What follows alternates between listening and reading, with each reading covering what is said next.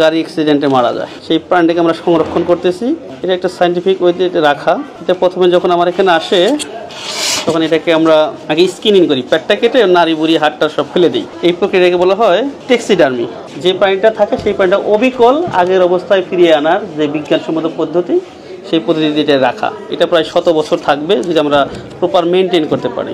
আমরা যে সকল কেমিক্যাল ইউজ করি এবং একটা নির্দিষ্ট টেম্পারেচারে আমরা এটা রাখি, যাতে এটা ভবিষ্যৎ প্রজন্ম এটা নিয়ে স্টাডি করতে পারে। আমি জুয়েল রানা, কিউরেটর, যমুনা সেতু আঞ্চলিক জাদুঘর। আমার মেন কাজই হলো বন্যপ্রাণী কিংবা প্রাণী যেগুলো মৃত অবস্থায় সেগুলো সংরক্ষণ করে রাখা, বিজ্ঞানসম্মত উপায়ে যেগুলো আমরা সংরক্ষণ করে রাখি। দুইটা পদ্ধতিতে আমরা এখানে রাখি, একটা প্রিজার্ভ করা আর একটা হলো স্টাফিং করা, আমাদের যে টেক্সিডার্মি বলে। যে সকল প্রাণী প্রকৃতি থেকে হারিয়ে যাচ্ছে, একসময় খুঁজে পাওয়া যাবে না, কিংবা যে সকল প্রাণী আদৌ বিলুপ্ত হয়ে গেছে, যদি আমরা সেগুলো না পাই তবে এটা ভবিষ্যৎ প্রজন্ম জানতে পারবে না। আমার এই কাজের আইডলই হচ্ছে ডক্টর আনন্দ কুমার দাস, যিনি আমাকে হাতে কলমে কাজটা শিখিয়েছেন।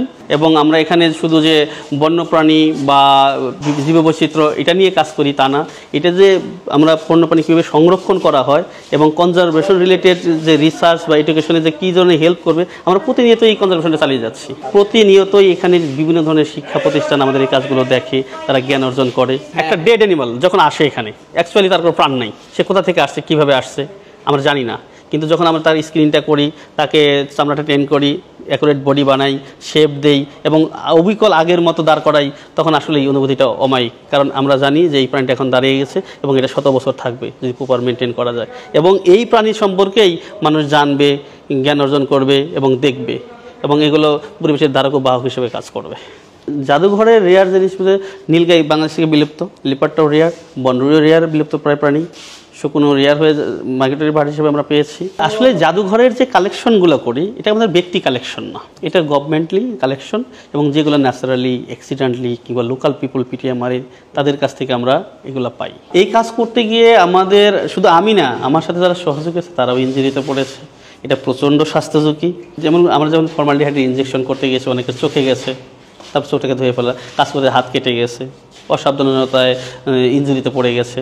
মানে আবার সবচেয়ে বড় কথা হচ্ছে এই কাজগুলো অনেক দুর্গন্ধময়। একটা প্রাণী, মোরা পচা প্রাণী নিয়ে কাজ করা হয়, এটা ব্যাপক দুর্গন্ধ সৃষ্টি হয়, যেটা সহজেই সবাই সহ্য করতে পারবে না, এবং এগুলো সহ্য করে এই কাজটা করতে হয়। আমরা এখানে আসছি জাদুঘর মূলত দেখার জন্য, প্রাচীন জিনিস যেগুলি আমাদের হারিয়ে যাচ্ছে সেগুলি মূলত বাচ্চাদের দেখানোর জন্য, আমরা নিজেরা দেখার জন্য।